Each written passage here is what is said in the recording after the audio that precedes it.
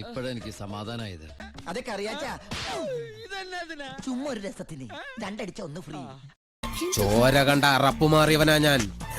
Central ജയില് എനിക്ക് children's park പോലെയാ.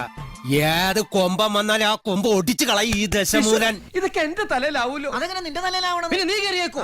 ഞാനാക്കണ ഞാൻ അതിന്റെ ഒരു കുറവ് മാത്രമേ. എന്തൊക്കെയാ നടക്കുന്നേ? എന്തൊക്കെയാ കോശി ഇനിയെങ്കിലും സൂക്ഷിച്ചും കണ്ടൊക്കെ നടക്ക്.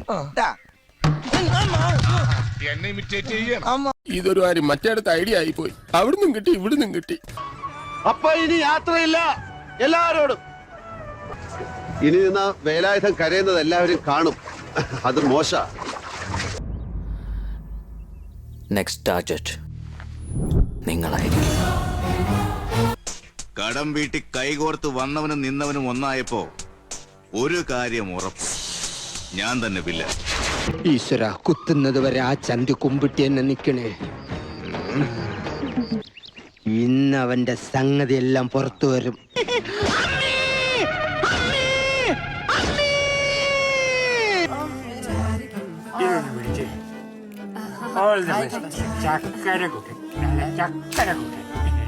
നീ പക്ഷെ കൂടെ കൊണ്ടുവന്നിട്ടുള്ള ഈ ഇട്ടിക്കണ്ടപ്പന്മാരുടെ മസിലിന്റെ വലിപ്പം കണ്ടുള്ള ധൈര്യം കാണിച്ച് മുന്നോട്ട് താ. ഇതിനപ്പുറം കടന്നാൽ മമ്പർ ആലിക്കുൽ സാഹിബിന്റെ മൂത്ത മോൻ ബാവയ്ക്ക് അനിയന്റെ ഖബറിന്റെ അടുത്ത് കുഴി മറ്റൊന്ന് വെട്ടേണ്ടി വരും. അത് ഈ ചെക്കന്മാർക്ക് കാണിച്ചു കൊടുക്കണം നീ പറയണമെങ്കിൽ വരാൻ പറ നായിന്റെ മക്കളോട്.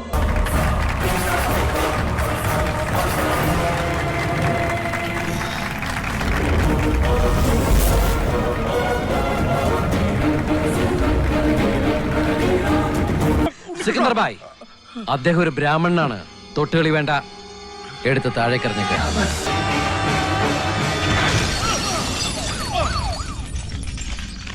എനിക്ക് നമ്മുടെ പഴയ കുട്ടിക്കാലം ഓർമ്മ വന്നടാ. അയൽക്കാരായിരുന്നിട്ടും എത്ര നീണ്ട ഗ്യാപ്പിന് ശേഷം നമ്മളിങ്ങനെ ഒരേ മുറി കൂടുന്നത്. ഇനിയിപ്പോ ഇത്രയും കമ്പനിയായ സ്ഥിതിക്ക്. കമ്പനിയായ ആര് കമ്പനിയായി? പറ. ഇതിന്റെ അകത്തായപ്പോ ഇല്ലെങ്കിൽ ഞാൻ നിന്നെ പിറക്കി വിട്ടേനെ.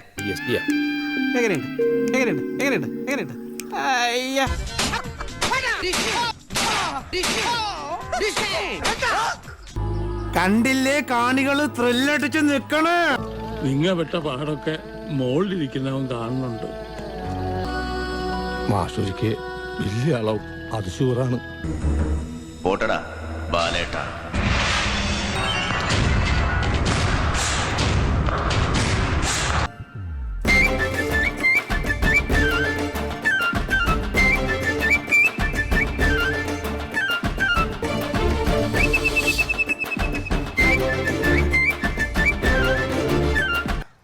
പങ്കാളി, ഈ അമർ ഒരു പെണ്ണിനെ നോട്ടമിട്ട് കഴിഞ്ഞാൽ അവളെ അന്തോണി വളച്ചിരിക്കും.